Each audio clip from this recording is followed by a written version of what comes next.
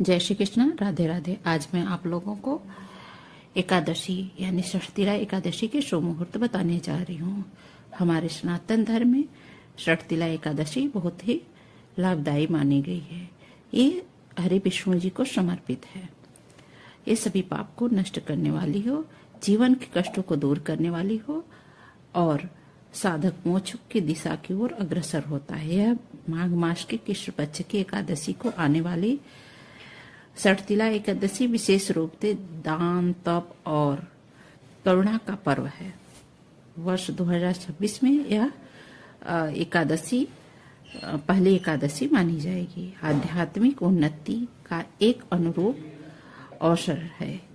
षठतिला एकादशी 13 जनवरी को 3:17 से प्रारंभ होगी और जो कि 14 जनवरी को 2026 को 5:52 पे समाप्त हो जाएगी।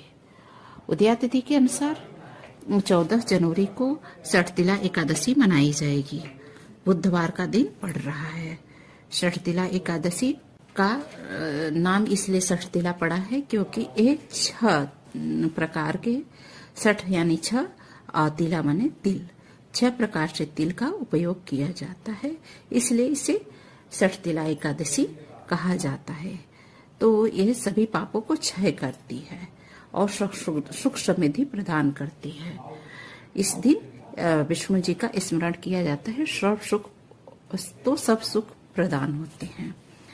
मन से, वचन से, कर्म से सभी को शुद्ध करके षठतिला एकादशी व्रत करना चाहिए। 6 प्रकार के, जैसे कि तिल मिश्रित जल से स्नान करना चाहिए।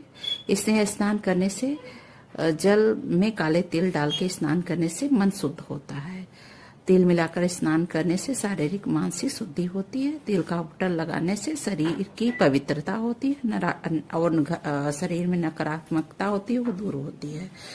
तिल का हवन करने से, अग्नि में तिल डालने से विष्णु भगवान प्रसन्न होते हैं, सभी देवी देवता प्रसन्न होते हैं।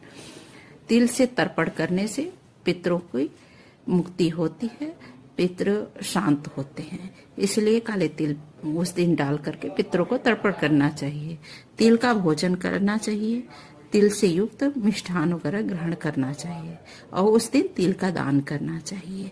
षठतिला एकादशी इसी को कहा जाता है। इस भर किसी को पेट भर भोजन कराए तो अति ही पूर्ण माना जाता है। शाम को एक दीपक जला के विष्णु भगवान का आरती करना चाहिए और व्रत रखना चाहिए। जय श्री कृष्ण, राधे राधे।